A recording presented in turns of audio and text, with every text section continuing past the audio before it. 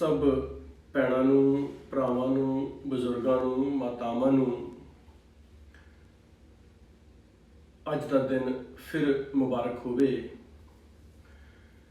ਅੱਜ ਫਿਰ ਈਸ਼ਵਰ ਨੇ ਟਾਈਮ ਦਿੱਤਾ ਇਸ ਦੀ ਉਪਮਾ ਕਰਨ ਦਾ। ਆਓ ਰਲ ਮਿਲ ਕੇ ਕੁਝ ਵਿਚਾਰਾਂ ਕਰੀਏ, ਇਸ ਅਕਾਲ ਪੁਰਖ ਦੀ ਸ਼ਲਾਘਾ ਕਰੀਏ, ਇਸ ਦਾ ਸ਼ੁਕਰਾਨਾ ਕਰੀਏ, ਇਸ ਦੇ ਪਾਣੀ ਨੂੰ ਮੰਨਣ ਦੀ ਤਾਕਤ ਆਵੇ ਸਾਡੇ ਵਿੱਚ। ਪਾਣਾ ਕਿਸੇ ਵੀ ਤਰ੍ਹਾਂ ਦਾ ਹੋ ਸਕਦਾ ਹੈ।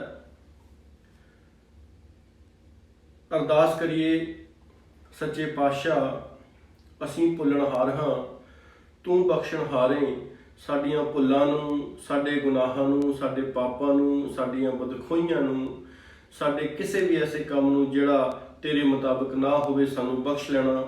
ਕਿਰਪਾ ਕਰੋ, ਸਮਤ ਬਖਸ਼ੋ, ਸੋਝੀ ਬਖਸ਼ੋ, ਤਾਂ ਕਿ ਅਸੀਂ ਆਪ ਜੀ ਦੇ ਮੁਤਾਬਕ ਦੁਨੀਆ ਦੇ ਵਿੱਚ ਜੀ ਸਕੀਏ।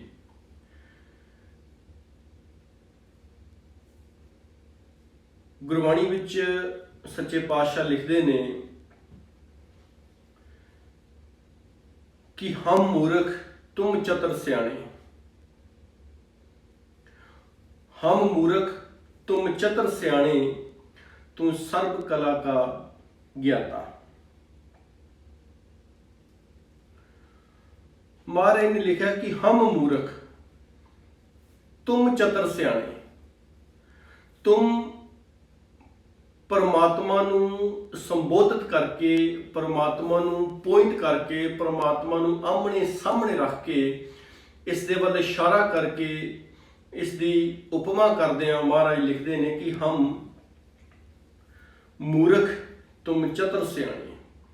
ਅਸੀਂ ਮੂਰਖ ਹਾਂ, ਸਾਨੂੰ ਅਕਲ ਨਹੀਂ, ਸਾਨੂੰ ਦੁਨੀਆ ਵਿੱਚ ਜੀਣ ਦਾ ਚੱਜ ਨਹੀਂ ਹੈ। ਤੁਹਾਨੂੰ ਪਤਾ ਹੈ ਸਾਡੇ ਲਈ ਕੀ ਚੰਗਾ ਹੈ, ਸਾਡੇ ਲਈ ਕੀ ਮਾੜਾ ਹੈ। ਹਮ ਮੂਰਖ ਤੁਮ ਚਤੁਰ ਸਿਆਣੇ। ਤੁਸੀਂ ਸਿਆਣੇ ਹੋ, ਤੁਸੀਂ ਚਲਾਕ ਹੋ ਸੱਚੇ ਪਾਤਸ਼ਾਹ। ਅਸੀਂ ਦੁਨਿਆਵੀ ਚੀਜ਼ਾਂ ਦੇ ਵਿੱਚ ਉਲਝ ਗਏ ਹਾਂ, ਦੁਨਿਆਵੀ ਲੋੜਾਂ ਦੇ ਵਿੱਚ ਉਲਝ ਗਏ ਹਾਂ, ਜਿਨ੍ਹਾਂ ਨੂੰ ਅਸੀਂ ਮਟੀਰੀਅਲਿਸ ਚੀਜ਼ਾਂ ਵੀ ਕਹਿੰਦੇ ਹਾਂ। ਸਾਡੀ ਜ਼ਿੰਦਗੀ ਪਤਾ ਨਹੀਂ ਕਿੰਨੇ ਜ਼ਿਆਦਾ ਪਰਸੈਂਟ ਇਸ ਮਟੀਰੀਅਲਿਸ ਚੀਜ਼ਾਂ ਨੇ ਲੈ ਲਈ ਹੈ। ਜੇ ਅਸੀਂ ਅੱਜ ਕੱਲ੍ਹ ਸਮਾਰਟਫੋਨ ਦੀ ਗੱਲ ਕਰਦੇ ਹਾਂ, ਆਪਣੇ ਆਪਣੇ ਅੰਦਰ ਝਾਤੀ ਮਾਰਨੀ ਹੈ ਕਿ ਅਸੀਂ ਕਿੰਨਾ ਕੁ ਸਮਾਰਟਫੋਨ ਤੇ ਆਪਣਾ ਟਾਈਮ ਸਪੈਂਡ ਕਰਦੇ ਹਾਂ, ਕਿੰਨਾ ਅਸੀਂ ਸੋਸ਼ਲ ਮੀਡੀਆ ਤੇ ਜਾਂਦੇ ਹਾਂ, ਜਾਂ ਕਿੰਨਾ ਅਸੀਂ ਉਹਦੇ ਤੇ ਕੁਝ ਦੇਖਦੇ ਹਾਂ ਜਾਂ ਕੁਝ ਕਰਦੇ ਹਾਂ। ਪਰਿਵਾਰ ਕਈ ਦਫਾ ਤੁਹਾਡਾ ਜਾਂ ਸਾਡਾ ਇਕੱਠੇ ਬੈਠੇ ਹੁੰਦੇ ਨੇ ਸਾਰੇ, ਤਾਂ ਫਿਰ ਵੀ ਅਸੀਂ ਕਈ ਦਫਾ ਫੋਨਾਂ ਤੇ ਲੱਗੇ ਹੁੰਦੇ ਹਾਂ। ਹਮ ਮੂਰਖ ਤੁਮ ਚਤੁਰ ਸਿਆਣੇ। ਇਸ ਪਰਮਾਤਮਾ ਦੇ ਲਈ, ਇਸ ਅਕਾਲ ਪੁਰਖ ਦੇ ਲਈ ਅਸੀਂ ਟਾਈਮ ਨਹੀਂ ਕੱਢਦੇ। ਸਾਨੂੰ 24 ਘੰਟੇ ਦਿੱਤੇ ਨੇ ਪਰਮਾਤਮਾ ਨੇ। 24 ਘੰਟਿਆਂ ਦੇ ਵਿੱਚ ਜਿਸ ਤਰ੍ਹਾਂ ਸ਼ਬਦ ਹੈ, ਖੋਰ ਵੀ ਆਉਂਦਾ ਹੈ ਕਿ ਚਾਰ ਗਵਾਇਆ ਹੰਡ ਕੇ, ਚਾਰ ਗਵਾਇਆ ਸਮ, ਲੇਖਾ ਰੱਬ ਮੰਗੇਸੀਆ, ਤੂੰ ਆਇਓ ਕਿਹੜੇ ਕੰਮ। 8 ਪਹਿਰ ਹੁੰਦੇ ਸੀ ਪੁਰਾਣੇ ਜ਼ਮਾਨੇ ਦੇ ਵਿੱਚ, ਜਦੋਂ ਕਹਿੰਦੇ ਹੁੰਦੇ ਸੀ 8 ਪਹਿਰ ਆ, ਇਸ ਪਹਿਰ ਤੋਂ ਆ ਜਾਈ, ਆਹ ਤੜਕੇ ਦਾ ਪਹਿਰ ਹੈ, ਆ ਸ਼ਾਮ ਦਾ ਹੈ, ਲੌਡੇ ਵੇਲੇ ਦਾ ਹੈ। ਇਸ ਤਰ੍ਹਾਂ ਪਹਿਰ ਬਣਾਏ ਹੁੰਦੇ ਸੀ ਬਜ਼ੁਰਗਾਂ ਨੇ। ਅੱਜ ਕੱਲ੍ਹ ਤਾਂ ਘੜੀਆਂ, ਕਲੌਕ, ਟਾਈਮ ਆ ਗਿਆ। ਪੁਰਾਣੇ ਜ਼ਮਾਨੇ ਦੇ ਵਿੱਚ ਧੁੱਪ ਦੇ ਨਾਲ, ਸੂਰਜ ਦੇ ਪਰਛਾਵਿਆਂ ਦੇ ਨਾਲ ਅੰਦਾਜ਼ਾ ਲਾਇਆ ਜਾਂਦਾ ਸੀ ਕਿ ਕਿੰਨਾ ਸਮਾਂ, ਕਿੰਨਾ ਕੁ ਟਾਈਮ ਹੋ ਗਿਆ ਹੋਏਗਾ। 8 ਪਹਿਰ ਮਹਾਰਾਜ ਨੇ 24 ਘੰਟਿਆਂ ਨੂੰ ਵੰਡਿਆ ਹੋਏਗਾ ਉਸ ਟਾਈਮ ਤੇ। ਅੱਜ 24 ਘੰਟੇ ਕਹਿ ਦਿੰਦੇ ਆ। ਕਹਿੰਦੇ ਚਾਰ ਗਵਾਇਆ ਹੰਡ ਕੇ, ਚਾਰ ਗਵਾਇਆ ਸਮ, ਲੇਖਾ ਰੱਬ ਮੰਗੇਸੀਆ, ਤੂੰ ਆਇਓ ਕਿਹੜੇ ਕੰਮ। ਵੀ 4 ਪਹਿਰ ਤੂੰ ਸੌਂ ਕੇ ਗਵਾ ਲੈ ਜ਼ਿੰਦਗੀ ਦੇ। ਆਰਾਮ ਕੀਤਾ 4 ਪਹਿਰ, ਤਾਂ 4 ਪੈਰ ਤੂੰ ਅਗਲੇ ਜਿਹੜੇ ਸੀ ਉਹ ਕੰਮਕਾਰ ਕਰਕੇ ਗਵਾ ਲੈ। ਆਪਣੀਆਂ ਲੋੜਾਂ ਪੂਰੀਆਂ ਕਰਦਿਆਂ ਨੇ, ਆਪਣੀਆਂ ਖੁਆਇਸ਼ਾਂ ਪੂਰੀਆਂ ਕਰਦਿਆਂ ਨੇ, ਤੇਰੇ ਕੋਲ ਕਿੰਨੀਆਂ ਕਿ ਡਿਜ਼ਾਇਰਸ ਤੂੰ ਲਈ ਫਿਰਦਾ ਉਹ ਪੂਰੀਆਂ ਕਰਦਿਆਂ ਨੇ।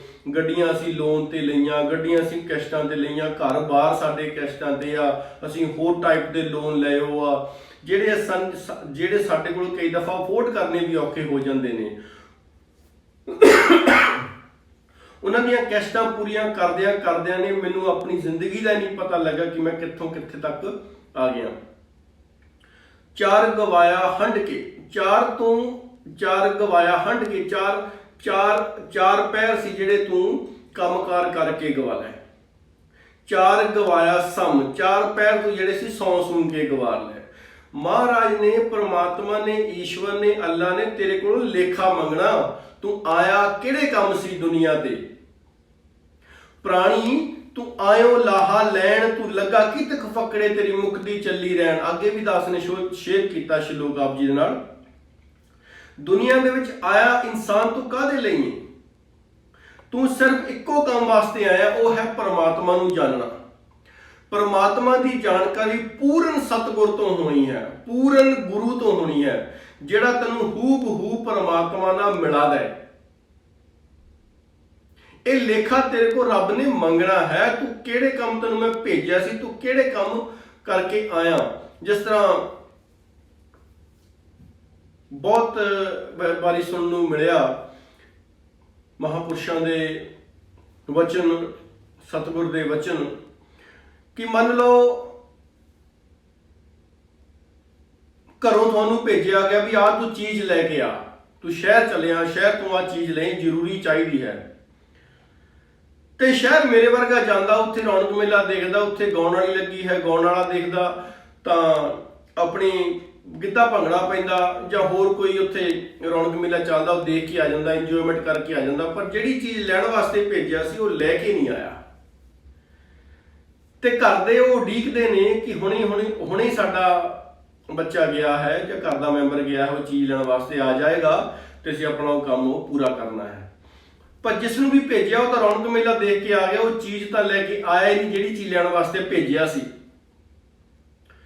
ਘਰ ਖਾਲੀ ਹੱਥ ਆਏਗਾ, ਪਰਿਵਾਰ ਪੁੱਛੇਗਾ ਵੀ ਉਹ ਚੀਜ਼ ਕਿੱਥੇ ਜਿਹੜੀ ਤੈਨੂੰ ਲੈਣ ਭੇਜਿਆ ਸੀ। ਤੇ ਉਹ ਜੇ ਕਵੇ ਕਿ ਮੈਂ ਤਾਂ ਰੌਣਕ ਮੇਲਾ ਦੇਖਿਆ, ਉੱਥੇ ਲੰਗਰ ਪਾਣੀ ਛਕਿਆ, ਉੱਥੇ ਛੋਲੇ ਪੂਰੀਆਂ ਖਾਧੇ, ਇੰਜੋਇਮੈਂਟ ਕੀਤਾ, ਭੰਗੜਾ ਗਿੱਧਾ ਪੈਂਦਾ ਸੀ, ਮੈਂ ਵੀ 2-4 ਉੱਥੇ ਟੱਪੇ ਲਾ ਲਏ। ਸੋ ਕਹਿਣ ਦਾ ਮਤਲਬ ਪਰਿਵਾਰ ਨੇ ਗੁੱਸੇ ਹੋ ਜਾਣਾ ਉਹਦੇ ਨਾਲ। ਉਹਨਾਂ ਨੇ ਗੁੱਸੇ ਹੋ ਜਾਣਾ ਵੀ ਸਵੇਰ ਦੇ ਅਸੀਂ ਉਡੀਕੀ ਜਾਂਦੇ ਤੈਨੂੰ ਵੀ ਤੂੰ ਹੁਣ ਵੀ ਆਉਣਾ, ਪਰ ਤੂੰ ਖਾਲੀ ਹੱਥ ਆ ਗਿਆ, ਤੂੰ ਤਾਂ ਆਪਣਾ ਹੀ ਨਜ਼ਾਰੇ ਲੈ ਕੇ ਆ ਗਿਆ, ਸਾਡਾ ਤਾਂ ਕੰਮ ਤੂੰ ਕੀਤਾ ਨਹੀਂ ਜਿਹੜਾ ਤੈਨੂੰ ਭੇਜਿਆ ਸੀ। ਇਸ ਕਰਕੇ ਦਾਸ ਨੇ ਸ਼ਲੋਕ ਆਪ ਜੀ ਨਾਲ ਸ਼ੇਅਰ ਕੀਤਾ ਕਿ 4 ਗਵਾਇਆ ਹੰਡ ਕੇ, 4 ਗਵਾਇਆ ਸਮ, ਲੇਖਾ ਰੱਬ ਮੰਗੇਸੀਆ, ਤੂੰ ਆਇਓ ਕਿਹੜੇ ਕੰਮ। ਇਹ ਲੇਖਾ ਤੇਰੇ ਕੋਲ ਮੰਗਣਾ ਪ੍ਰਮਾਤਮਾ ਨੇ, ਤੂੰ ਕਿਹੜੇ ਕੰਮ ਆਇਆ ਸੀ। ਇਸ ਕਰਕੇ ਪਰਮਾਤਮਾ ਦਾ ਇੱਕੋ ਇੱਕ ਜ਼ਰੀਆ ਹੈ ਸਾਨੂੰ ਇੱਥੇ ਭੇਜਣ ਦਾ, ਤੇ ਜ਼ਰੀਆ ਪਰਮਾਤਮਾ ਨੇ ਵੀ ਬਣਾਇਆ ਹੈ, ਵਿਚੋਲਾ ਬਣਾਇਆ ਸਤਿਗੁਰ ਨੂੰ। ਸਤਿਗੁਰ ਤੋਂ ਇਸ ਪ੍ਰਮਾਤਮਾ ਦਾ ਗਿਆਨ ਲੈ ਕੇ, ਪ੍ਰਮਾਤਮਾ ਦੀ ਸੋਝੀ ਲੈ ਕੇ, ਬੋਧ ਲੈ ਕੇ ਅਸੀਂ ਆਪਣਾ ਜੀਵਨ ਸਫਲ ਕਰਨਾ ਸੀ। ਜਿਸ ਤਰ੍ਹਾਂ ਧੰਨੇ ਜੱਟ ਦਾ ਜਾਂ ਧੰਨੇ ਭਗਤ ਜੀ ਦਾ ਸ਼ਲੋਕ ਹੈ, ਉਹਨਾਂ ਨੇ ਬੜਾ ਹੀ ਸਾਫ਼ ਸੁਥਰਾ ਆਪਣੇ ਸ਼ਲੋਕ ਦੇ ਵਿੱਚ ਲਿਖਿਆ ਕਿ ਇਹ ਵਿਧੀ ਸੁਣ ਕੇ ਜੱਟ ਰੋ, ਉੱਠ ਭਗਤੀ ਲਾਗਾ, ਮਿਲੇ ਪ੍ਰਤੱਖ ਗੁਸਾਈਆਂ, ਧੰਨਾ ਬੜ ਭਾਗਾ। ਵੀ ਧੰਨਾ ਆਪਣੀ ਸਟੇਟਮੈਂਟ ਦੇ ਰਿਹਾ ਵੀ ਮੈਨੂੰ ਇਹ ਵਿਧੀ, ਇਹ ਤਰੀਕਾ, ਇਹ ਮੈਨੂੰ ਇੱਕ ਫਾਰਮੂਲਾ ਮਿਲਿਆ ਜਿਹਦੇ ਨਾਲ ਮੈਨੂੰ ਇਹ ਪਤਾ ਲੱਗਾ ਕਿ ਪਰਮਾਤਮਾ ਨੂੰ ਜਾਣਿਆ ਜਾ ਸਕਦਾ ਹੈ ਪੂਰਨ ਸਤਿਗੁਰ ਦੇ ਕੋਲੋਂ। ਪੂਰਨ ਸਤਿਗੁਰ ਸਰੀਰਕ ਤੌਰ ਤੇ ਹੁੰਦਾ, ਕਿਉਂਕਿ ਗਿਆਨ ਤਾਂ ਸਰੀਰਕ ਰੂਪ ਦੇ ਵਿੱਚੋਂ ਹੀ ਪ੍ਰਗਟ ਹੋਣਾ ਹੈ। ਗਿਆਨ ਕੱਲਾ ਨਹੀਂ ਹੁੰਦਾ। ਗਿਆਨ ਜਿੱਦਾਂ ਹੁਣ ਆਪਾਂ ਕਿਸੇ ਦਾ ਬਿਜਲੀ ਦਾ ਕੰਮ ਕਰਾਉਣਾ, ਇਲੈਕਟ੍ਰੀਸ਼ੀਅਨ ਦਾ ਕੰਮ ਕਰਾਉਣਾ, ਸਰੀਰ ਇਲੈਕਟ੍ਰੀਸ਼ੀਅਨ ਨਹੀਂ, ਸਰੀਰ ਦੇ ਵਿੱਚ ਜਿਹੜਾ ਗਿਆਨ ਹੈ ਇਲੈਕਟ੍ਰੀਸ਼ੀਅਨ ਦਾ, ਉਹ ਇਲੈਕਟ੍ਰੀਸ਼ੀਅਨ ਕਹਿੰਦੇ ਨੇ। ਜੇ ਕੋਈ ਬੰਦਾ ਕਾਰਪੈਂਟਰ ਹੈ, ਤਖਾਣਾ ਕੰਮ ਕਰਦਾ, ਉਹਦਾ ਸਰੀਰ ਤਖਾਣਾ ਨਹੀਂ ਹੈ, ਉਹਦੇ ਕੋਲ ਨੌਲੇਜ ਤਖਾਣ ਪੁਣੇ ਦੀ ਹੈ, ਕਾਰਪੈਂਟਰ ਦੀ ਹੈ ਉਹਦੇ ਕੋਲ। ਇਸ ਕਰਕੇ ਜਿਹਦੇ ਕੋਲ ਕੋਈ ਵੀ ਨੌਲੇਜ ਹੋਵੇ, ਹੁਣ ਡਰਾਈਵਰ ਵੀ ਕਹਿ ਦਿੰਦੇ ਆ ਇਹ ਬੰਦਾ ਡਰਾਈਵਰ ਹੈ, ਪਰ ਜੇ ਉਹਨੂੰ ਗੱਡੀ ਨਹੀਂ ਚਲਾਉਣੀ ਆਉਂਦੀ, ਉਹ ਡਰਾਈਵਰ ਥੋੜੀ ਹੈ, ਉਹਦਾ ਸਰੀਰ ਡਰਾਈਵਰ ਨਹੀਂ ਹੈ। ਉਹਦੇ ਕੋਲ ਜੋ ਨੌਲੇਜ ਹੈ ਉਹ ਗੱਡੀ ਨੂੰ ਚਲਾਉਣ ਦੀ, ਉਸ ਨੂੰ ਕਹਿੰਦੇ ਨੇ ਡਰਾਈਵਰ। ਇਸ ਕਰਕੇ ਪਰਮਾਤਮਾ ਨੇ ਸਤਿਗੁਰ ਨੂੰ ਭੇਜਿਆ ਦੁਨੀਆ ਤੇ ਸਾਡਾ ਕਲਿਆਣ ਕਰਨ ਵਾਸਤੇ। ਸਤਿਗੁਰ ਹਮੇਸ਼ਾ ਹੀ ਦੁਨੀਆ ਤੇ ਰਹਿੰਦਾ ਆ, ਬੇਸ਼ੱਕ ਉਹ ਇਸਲਾਮ ਦੇ ਵਿੱਚ ਹੋਵੇ, ਉਹ ਕ੍ਰਿਸਚੀਅਨਿਟੀ ਦੇ ਵਿੱਚ ਹੋਵੇ, ਉਹ ਹਿੰਦੂ ਧਰਮ ਦੇ ਵਿੱਚ ਹੋਵੇ, ਉਹ ਸਿੱਖ ਧਰਮ ਦੇ ਵਿੱਚ ਹੋਵੇ, ਉਹ ਬੁੱਧਿਸਟ ਧਰਮ ਦੇ ਵਿੱਚ ਹੋਵੇ, ਉਹ ਚਾਈਨੀਜ਼ ਦੇ ਵਿੱਚ ਹੋਵੇ, ਜਿਸ ਮਰਜ਼ੀ ਵਿੱਚ ਹੋਵੇ, ਸਤਿਗੁਰ ਦੁਨੀਆ ਤੇ ਹਮੇਸ਼ਾ ਹੀ ਰਹਿੰਦਾ ਹੈ ਤੇ ਪੈਗਾਮ ਹਮੇਸ਼ਾ ਹੀ। ਦੇਖੋ ਬਾਬਾ ਨਾਨਕ ਜੀ ਨੇ ਕਿੰਨੇ ਕਿਲੋਮੀਟਰ ਆਪਣੇ ਪੈਰਾਂ ਤੇ ਚੱਲੇ, ਉਹ ਸੰਦੇਸ਼ ਦੁਨੀਆ ਨੂੰ ਦਿੱਤਾ ਕਿ ਸਤਿਗੁਰ ਪੂਰਾ ਦੁਨੀਆ ਤੇ ਆ ਗਿਆ ਹੈ, ਆਓ ਤੁਹਾਡਾ ਕਲਿਆਣ ਕਰਦੇ ਆ, ਪਰਮਾਤਮਾ ਦਾ ਗਿਆਨ ਮੇਰੇ ਕੋਲ ਹੈ, ਲੈ ਲਓ ਆ ਕੇ। ਜਦੋਂ ਮੱਕੇ ਉਹ ਆਪਣੇ ਪੈਰ ਉਧਰ ਨੂੰ ਕਰਕੇ ਪੈ ਗਏ ਸੀ, ਤੇ ਜਦੋਂ ਕੋਈ ਸੱਜਣ ਨੇ ਆ ਕੇ ਪੁੱਛਿਆ ਕਿ ਭਾਈ ਸਾਹਿਬ ਜੀ ਤੁਸੀਂ ਤਾਂ ਸਾਡੇ ਮੱਕੇ ਵੱਲ ਨੂੰ ਪੈਰ ਕਰਕੇ ਪਏ, ਇਹ ਤਾਂ ਸਾਡਾ ਖੁਦਾ ਹੈ, ਅੱਲਾ ਹੈ। ਤੇ ਮਹਾਰਾਜ ਕਹਿੰਦੇ ਭਾਈ ਇੱਧਰ ਨੂੰ ਕਰਦੇ ਜਿੱਦਾਂ ਤੁਹਾਡਾ ਅੱਲਾ ਨਹੀਂ, ਚੱਕ ਕੇ ਮੇਰੇ ਪੈਰ ਉਧਰ ਨੂੰ ਕਰਦੇ ਜਿੱਦਾਂ ਤੁਹਾਡਾ ਅੱਲਾ ਨਹੀਂ। ਉਹਦਾ ਦਿਮਾਗ ਠਣ ਗਿਆ, 60 ਵੱਜੀ ਦਿਮਾਗ ਤੇ ਵੀ ਗੱਲ ਤਾਂ ਇਹ ਬੰਦੇ ਦੀ ਸਹੀ ਹੈ ਵੀ ਪਰਮਾਤਮਾ ਤਾਂ ਸਰਵ ਵਿਆਪਕ ਹੈ, ਪਰਮਾਤਮਾ ਸਾਰੇ ਪਾਸੇ ਹੈ, ਇਹ ਕੋਈ ਆਮ ਬੰਦਾ ਨਹੀਂ, ਇਹ ਕੋਈ ਜਾਣਕਾਰੀ ਰੱਖਣ ਵਾਲਾ ਬੰਦਾ ਹੈ। ਉੱਥੇ ਉਹਨੂੰ ਬ੍ਰਹਮ ਗਿਆਨ ਹੋਇਆ। ਇਸ ਕਰਕੇ ਦੁਨੀਆ ਤੇ ਹਮੇਸ਼ਾ ਹੀ ਰੱਬ ਰਹਿੰਦਾ ਹੈ, ਸਤਿਗੁਰ ਰਹਿੰਦਾ ਹੈ। ਸਤਿਗੁਰ ਤੋਂ ਇਸ ਪਰਮਾਤਮਾ ਨੂੰ ਜਾਣਨਾ ਹੁੰਦਾ, ਇਹੀ ਸਾਡਾ ਜ਼ਿੰਦਗੀ ਦਾ ਪਰਪਸ ਹੈ ਆਉਣ ਦਾ ਇੱਥੇ। ਚਾਰ ਗਵਾਇਆ ਹੰਢ ਕੇ, ਚਾਰ ਗਵਾਇਆ ਸਮ ਲੇਖਾ, ਰੱਬ ਮੰਗੇਸੀਆ ਤੂੰ ਆਇਓ ਕਿਹੜੇ ਕੰਮ। ਇਹ ਸਾਡੇ ਕੋਲੋਂ ਲੇਖਾ ਜੋਖਾ ਮੰਗਣਾ, ਇਸ ਨੂੰ ਸਮਝਣ ਦੀ ਕੋਸ਼ਿਸ਼ ਕਰੀਏ, ਕਿਉਂਕਿ ਜ਼ਿੰਦਗੀ ਦੇ ਵਿੱਚ ਅਸੀਂ ਕਈ ਤਰ੍ਹਾਂ ਦੀਆਂ ਭੁੱਲਾਂ ਕਰ ਜਾਂਦੇ ਹਾਂ, ਦੁਨਿਆਵੀ ਚੀਜ਼ਾਂ ਦੇ ਵਿੱਚ ਮਗਨ ਹੋ ਕੇ, ਆਨੰਦ ਲੈ ਲੈ ਕੇ। ਸਾਨੂੰ ਪਤਾ ਨਹੀਂ ਲੱਗਦਾ ਕਿ ਜੋ ਮੇਰੇ ਸਾਹਮਣੇ ਹੈ ਇਸ ਦੇ ਵਿੱਚ ਵੀ ਪਰਮਾਤਮਾ ਹੈ, ਜੋ ਮੈਂ ਦੇਖਦਾ ਹਾਂ ਇਸ ਦੇ ਵਿੱਚ ਵੀ ਪਰਮਾਤਮਾ, ਹਰ ਚੀਜ਼ ਦੇ ਵਿੱਚ ਪਰਮਾਤਮਾ ਹੈ। ਪਰ ਜਿਹੜਾ ਹਰ ਪੱਤੇ ਪੱਤੇ ਵਿੱਚ, ਕਣ ਕਣ ਵਿੱਚ ਵਿਆਪਕ ਹੈ, ਉਸ ਵਿਆਪਕ ਨੂੰ ਜਾਣਨਾ ਹੁੰਦਾ ਹੈ ਸਤਿਗੁਰ ਦੀ ਕਿਰਪਾ ਦੇ ਨਾਲ, ਉਸ ਵਿਆਪਕ ਨੂੰ ਜਾਣਨਾ ਹੁੰਦਾ ਹੈ। ਸੋ ਮਹਾਰਾਜ ਲਿਖਦੇ ਨੇ ਕਿ ਹਮ ਮੂਰਖ ਤੁਮ ਚਤਰ ਸਿਆਣੇ, ਤੂੰ ਸਰਬ ਕਲਾ ਕਾ ਗਿਆਤਾ। ਤੈਨੂੰ ਸਾਰਾ ਕੁਝ ਪਤਾ ਆ ਵੀ ਸਾਡੇ ਲਈ ਕੀ ਜ਼ਰੂਰੀ ਹੈ, ਕੀ ਨਹੀਂ ਜ਼ਰੂਰੀ, ਕੀ ਸਾਨੂੰ ਚਾਹੀਦਾ ਹੈ, ਕੀ ਨਹੀਂ ਚਾਹੀਦਾ, ਸਾਡੇ ਲਈ ਕੀ ਚੰਗਾ ਹੈ, ਕੀ ਮਾੜਾ, ਤੂੰ ਸਭ ਕੁਝ ਜਾਣਦਾ ਹੈ। ਪਰ ਸਾਡੀ ਬਦਕਿਸਮਤੀ ਇਹ ਹੈ, ਅਸੀਂ ਤੈਨੂੰ ਫੋਰਸ ਕਰਦੇ ਰਹਿੰਦੇ, ਸਾਨੂੰ ਆਹ ਦੇ ਦੇ, ਸਾਨੂੰ ਇਹ ਦੇ ਦੇ, ਸਾਨੂੰ ਉਹ ਦੇ ਦੇ, ਤੈਨੂੰ ਪੁੱਛੇ ਕਰਦੇ ਰਹਿੰਦੇ ਹਮੇਸ਼ਾ ਸੱਚਿਆ ਪਾਤਸ਼ਾਹ। ਪਰ ਤੇਰੇ ਤੇ ਕਦੀ ਵੀ ਐਦਾਂ ਦੀ ਤੈਨੂੰ ਆਪਸ਼ਨ ਨਹੀਂ ਦਿੱਤੀ ਅਸੀਂ, ਸੱਚੇ ਪਾਤਸ਼ਾਹ ਜੀਓ, ਮੇਰੇ ਮਾਲਕ, ਇਹ ਪਰਵਰਦਿਗਾਰ, ਵੀ ਤੂੰ ਸਾਨੂੰ ਉਹ ਚੀਜ਼ ਦੇ ਜਿਹੜੀ ਤੈਨੂੰ ਚੰਗੀ ਲੱਗਦੀ ਹੈ। ਜੋ ਤੁਧ ਭਾਵੈ ਸਾਈ ਭਲੀ ਕਾਰ, ਤੂੰ ਸਦਾ ਸਲਾਮਤ ਨਿਰੰਕਾਰ। ਜੋ ਤੈਨੂੰ ਚੰਗਾ ਲੱਗਦਾ ਤਾਂ ਉਹ ਦੇਣਾ ਸਾਨੂੰ। ਅਸੀਂ ਬੇਸ਼ੱਕ ਜੋ ਮਰਜ਼ੀ ਮੰਗੀ ਜਾਈਏ, ਜੋ ਮਰਜ਼ੀ ਮੰਗੀ ਜਾਈਏ ਅਸੀਂ। ਪਰ ਕਈ ਦਫਾ ਤੁਸੀਂ ਨੋਟਿਸ ਕਰਿਓ, ਕਈ ਮਹਾਂਪੁਰਸ਼ ਗੱਲ ਸੁਣਾਉਂਦੇ ਹੁੰਦੇ ਨੇ, ਗੁਰਸਿੱਖ ਭਾਈ, ਉਹ ਕਹਿੰਦੇ ਕਿ ਇੱਕ ਦਫਾ ਇੱਕ ਔਰਤ ਸੀ, ਉਸਦੇ ਬੱਚਾ ਨਹੀਂ ਹੁੰਦਾ ਸੀ। ਉਸਨੇ ਬੜੀਆਂ ਅਰਦਾਸਾਂ ਕੀਤੀਆਂ, ਜੋਦੜੀ ਕੀਤੀ, ਬੇਨਤੀ ਕੀਤੀ, ਡੰਡੌਤ ਬੰਦਨਾ ਕੀਤੀ ਰੱਬ ਦੇ ਅੱਗੇ ਵੀ, ਸੱਚੇ ਪਾਤਸ਼ਾਹ ਵੀ ਮੈਨੂੰ ਬਾਂਝ ਨਾ ਰੱਖ, ਮੇਰੇ ਵੀ ਔਲਾਦ ਦੇ। ਬੜਾ ਹੀ ਕੁਝ ਕਰਨ ਤੋਂ ਬਾਅਦ, ਇਦਾਂ ਦੇ ਕਰਮ ਕਾਂਡ ਕਰਨ ਤੋਂ ਬਾਅਦ, ਕਈ ਦਫਾ ਅਸੀਂ ਰੱਬ ਨੂੰ ਫੋਰਸ ਕਰਦੇ ਹਾਂ। ਇਹ ਕਹਾਣੀ ਬਣਾਈ ਉਦਾਂ ਹੀ ਸਮਝਾਉਣ ਦੇ ਵਾਸਤੇ। ਰੱਬ ਨੂੰ ਅਸੀਂ ਇੰਨਾ ਫੋਰਸ ਕਰਦੇ ਹਾਂ ਤਾਂ ਰੱਬ ਸਾਨੂੰ ਚੀਜ਼ ਦੇ ਦਿੰਦਾ। ਬੱਚਾ ਹੋ ਗਿਆ ਜੀ, ਲੜਕਾ ਹੋ ਗਿਆ, ਲੜਕਾ ਅਰਦਾਸਾਂ ਕਰ ਕਰਕੇ, ਪੁੱਛਾਂ ਲੈ ਲੈ ਕੇ, ਕੋਈ ਕਾਲੇ ਜਾਦੂ ਕਰ ਕਰਕੇ, ਜਾਣੀ ਕਿ ਮਨ ਨੂੰ ਤਸੱਲੀ ਦਿੱਤੀ ਵੀ ਮੈਂ ਬਹੁਤ ਕੁਛ ਕਰਮ ਕਾਂਡ ਕੀਤੇ ਤਾਂ ਤੂੰ ਹੋਇਆ। ਲੜਕਾ ਹੁਣ ਥੋੜਾ ਥੋੜਾ ਵੱਡਾ ਹੁੰਦਾ ਗਿਆ ਹੌਲੀ ਹੌਲੀ, ਤੇ ਜਦੋਂ ਉਹ 10-12 ਸਾਲ ਦਾ ਹੋਇਆ, ਉਸਨੇ ਕੋਈ ਚੀਜ਼ ਦੀ ਮੰਗ ਕੀਤੀ ਆਪਣੀ ਮਾਂ ਤੋਂ, ਤਾਂ ਮਾਂ ਨੂੰ ਪਤਾ ਸੀ ਵੀ ਇਹ ਚੀਜ਼ ਅਜੇ ਇਹਨੂੰ ਚਾਹੀਦੀ ਨਹੀਂ, ਅਜੇ ਇਸ ਚੀਜ਼ ਦੀ ਇਹਨੂੰ ਜ਼ਰੂਰਤ ਨਹੀਂ, ਇਹ ਮੰਗਦਾ ਹੈ ਪਰ ਇਹਨੇ ਸੱਟ ਚੋਟ ਲਵਾ ਲੈਣੀ ਹੈ। 2-4 ਵਾਰੀ ਨਾ ਕੀਤੀ ਮਾਂ ਨੇ, ਪਰ ਉਹ ਬੱਚੇ ਨੇ ਨਹੀਂ ਸੁਣੀ ਤੇ ਬੱਚਾ ਖਿੱਚ ਗਿਆ। ਉਹ ਮਾਂ ਕਿਤੇ ਐਨ ਕਿਤੇ ਉਹ ਕੰਧ ਦੀ ਅੱਸੀ ਨਹੀਂ ਹੁੰਦੀ ਜਿਹਨੂੰ ਆਪਾਂ ਜਾਣੀ ਕਿ ਖੂੰਜਾ ਜਿਹਾ ਕਹਿ ਦਿੰਦੇ ਹਾਂ, ਸੀਮੈਂਟ ਦਾ ਪੁਰਾਣੇ ਆਪਣੇ ਇੰਡੀਆ ਦੇ ਵਿੱਚ ਬਣਿਆ ਹੁੰਦੇ, ਬੜੇ ਤਿੱਖੇ ਹੁੰਦੇ। ਅੱਜ ਕੱਲ੍ਹ ਤਾਂ ਤੁਸੀਂ ਬਾਹਰਲੀਆਂ ਕੰਟਰੀਆਂ 'ਚ ਪੱਤੀ ਹੀ ਲਾਉਂਦੇ ਆ, ਥੋੜਾ ਜਿਹਾ ਹੋਰ ਟਾਈਪ ਦਾ ਖੂੰਜਾ ਹੁੰਦਾ। ਸੀਮੈਂਟ ਵਾਲਾ ਖੂੰਜਾ ਬਹੁਤ ਤਿੱਖਾ ਹੁੰਦਾ। ਉਹਨੇ ਕਿਤੇ ਕੀ ਕੀਤਾ, ਮਾਂ ਦਾ ਜ਼ੋਰ ਦੀ ਸਿਰ ਮਾਰਿਆ ਖੂੰਜੇ ਤਾਂ ਮਾਂ ਦਾ ਸਿਰ ਥੋੜਾ ਜਿਹਾ ਪਟ ਗਿਆ। ਪਰ ਮਾਂ ਦੀ ਲੇਰ ਨਿਕਲੀ, ਮਾਂ ਦੇ ਅੰਦਰੋਂ ਇੱਕ ਆਵਾਜ਼ ਨਿਕਲੀ, ਹਾਏ ਹਾਏ ਇਹਦੇ ਨਾਲ ਤਾਂ ਤੂੰ ਜੰਮਦਾ ਹੀ ਨਾ। ਕਹਿਣ ਦਾ ਮਤਲਬ ਦੋਸਤੋ ਇਹ ਹੈ, ਕਈ ਦਫਾ ਅਸੀਂ ਰੱਬ ਨੂੰ ਬਹੁਤ ਫੋਰਸ ਕਰਦੇ ਹਾਂ, ਸਾਨੂੰ ਆਹ ਦੇ ਦੇ, ਸਾਨੂੰ ਉਹ ਦੇ ਦੇ, ਸਾਨੂੰ ਆਹ ਚਾਹੀਦਾ ਹੈ, ਸਾਨੂੰ ਉਹ ਚਾਹੀਦਾ ਹੈ। ਰੱਬ ਸਾਡੇ ਤੇ ਤਰਸ ਖਾ ਲੈਂਦਾ। ਗੁਰਬਾਣੀ 'ਚ ਵੀ ਲਿਖਿਆ ਹੈ ਕਿ ਜਦੋਂ ਤਰਸ ਖਾਂਦਾ ਨਾ ਰੱਬ, ਫਿਰ ਤੁਹਾਨੂੰ ਸਤਿਗੁਰ ਮਿਲਾ ਵੀ ਦਿੰਦਾ। ਪਰਮਾਤਮਾ ਜਦੋਂ ਤਰਸ ਖਾਂਦਾ ਸਾਡੇ ਤੇ, ਫਿਰ ਸਤਿਗੁਰ ਸਰੀਰਕ ਰੂਪ ਦੇ ਵਿੱਚ, ਫਿਜ਼ੀਕਲ ਫੋਰਮ ਦੇ ਵਿੱਚ ਸਾਨੂੰ ਮਿਲਾ ਵੀ ਦਿੰਦਾ। ਫਿਰ ਗੁਰਬਾਣੀ 'ਚ ਸ਼ਲੋਕ ਲਿਖਣਾ ਵੀ ਪੈਂਦਾ ਮਹਾਂਪੁਰਸ਼ਾਂ ਨੂੰ ਕਿ ਤਰਸ ਪਿਆ ਮੈਂ ਰਹਿਮਤ ਹੋਈ, ਸਤਿਗੁਰ ਸੱਜਣ ਮਿਲਿਆ। ਇਹ ਤਰਸ ਖਾਦਾ ਸਾਡੇ ਤੇ ਨੇ, ਤਾਂ ਕਰਕੇ ਸਾਨੂੰ ਇਸ ਸਤਿਗੁਰ ਦੇ ਦਰਸ਼ਨ ਹੋਏ। ਸਤਿਗੁਰ ਦੇ ਦਰਸ਼ਨ ਹੋਏ ਤਾਂ ਇਸ ਨੇ ਪਰਮਾਤਮਾ ਦੇ ਨਾਲ ਸਾਡਾ ਮੇਲ ਕਰਾ ਦਿੱਤਾ।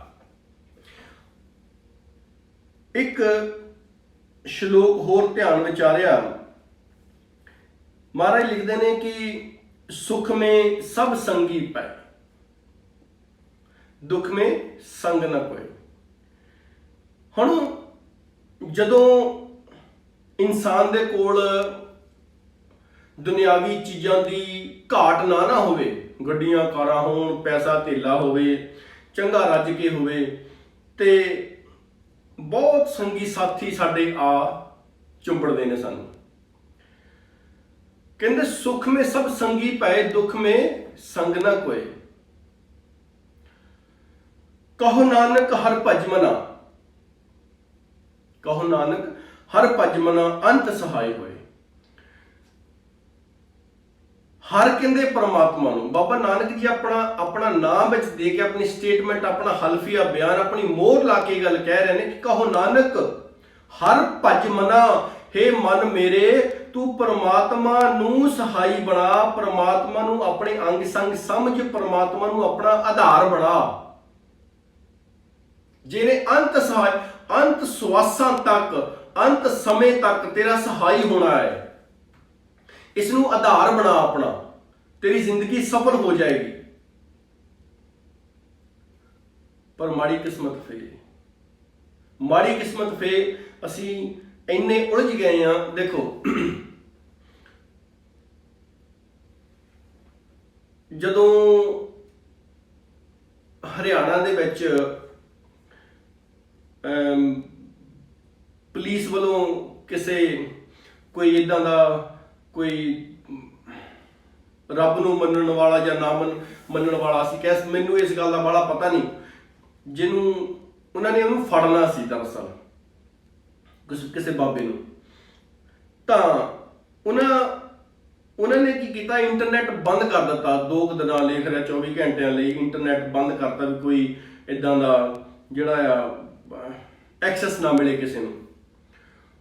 ਪਤਾ ਨਹੀਂ 2-3 ਦਿਨ ਬੰਦ ਕੀਤਾ। ਖੈਰ ਸ਼ਾਇਦ ਉਹ ਕੋਈ ਰੀਜ਼ਨ ਸੀ ਕਿਸੇ ਗੱਲ ਦਾ। ਹੁਣ ਦੇਖਣ ਵਾਲੀ ਗੱਲ ਇਹ ਆ ਦੋਸਤੋ ਵੀ 2-3 ਦਿਨ ਇੰਟਰਨੈਟ ਨਹੀਂ ਮਿਲਿਆ ਤਾਂ ਲੋਕੀ ਘਰਾਂ ਤੋਂ ਬਾਹਰ ਨਿਕਲ ਕੇ, ਇੰਡੀਆ ਦੇ ਵਿੱਚ ਬਾਹਰ ਆਪਣੇ ਪੌੜਿਆਂ ਤੇ, ਆਪਣੀਆਂ ਸਰਦਨਾਂ ਦੇ ਵਿੱਚ ਬਹਿ ਗਏ, ਘਰਾਂ ਦੇ ਵਿੱਚ ਬਹਿ ਗਏ, ਬਾਹਰ ਜੇ ਧੁੱਪ ਆ ਤਾਂ ਬਾਹਰ ਵਿਹੜਿਆਂ 'ਚ ਬਹਿ ਗਏ, ਪੱਖੀ ਚੱਲੀ ਜਾਂ ਪੱਖੇ ਥੱਲੇ ਬੈਠੇ ਆ, ਗੱਲਾਂ ਬਾਤਾਂ ਕਰਦੇ ਆ। ਆਂਢ ਗੁਆਂਢ ਕਿਸੇ ਫੋਨ ਹੈ ਹਰ ਇੱਕ ਦੇ ਕੋਲ, ਪਰ ਇੰਟਰਨੈਟ ਐਕਸੈਸ ਹੈ ਨਹੀਂਗਾ। ਨਾ ਤੁਸੀਂ WhatsApp ਯੂਜ਼ ਕਰ ਸਕਦੇ ਸੀ, ਨਾ ਤੁਸੀਂ Facebook ਯੂਜ਼ ਕਰ ਸਕਦੇ ਸੀ, ਨਾ ਤੁਸੀਂ ਕੋਈ ਆਪਣਾ Google ਤੇ ਕੁਝ ਐਕਸੈਸ ਲੈ ਸਕਦੇ ਸੀ। ਕਿਸੇ ਵੀ ਚੀਜ਼ ਦਾ ਚੱਲਦਾ ਨਹੀਂ ਸੀ ਬਿਲਕੁਲ। ਤੇ ਲੋਕਾਂ ਦੇ ਕੋਲ ਕੋਈ ਆਪਸ਼ਨ ਨਹੀਂ ਸੀ ਸਿਵਾਏ ਇੱਕ ਦੂਸਰੇ ਦੇ ਕਮਿਊਨੀਕੇਸ਼ਨ ਕਰਨ ਦੇ, ਸਿਵਾਏ ਇੱਕ ਦੂਸਰੇ ਦੇ ਗੱਲਾਂ ਕਰਨ ਦੇ। ਅੱਜ ਕੱਲ ਸਾਡੀ ਜ਼ਿੰਦਗੀ ਅੱਧਿਓਂ ਜ਼ਿਆਦਾ ਇਹਨਾਂ ਗੈਜਟਸ ਨੇ, ਇਹਨਾਂ ਇਲੈਕਟ੍ਰੋਨਿਕ ਚੀਜ਼ਾਂ ਨੇ ਸਾਡੀ ਲੈ ਲਈ। ਸਾਡੇ ਕੋਲ ਟਾਈਮ ਹੀ ਨਹੀਂ ਹੈ ਪਰਮਾਤਮਾ ਦੇ ਵਾਸਤੇ।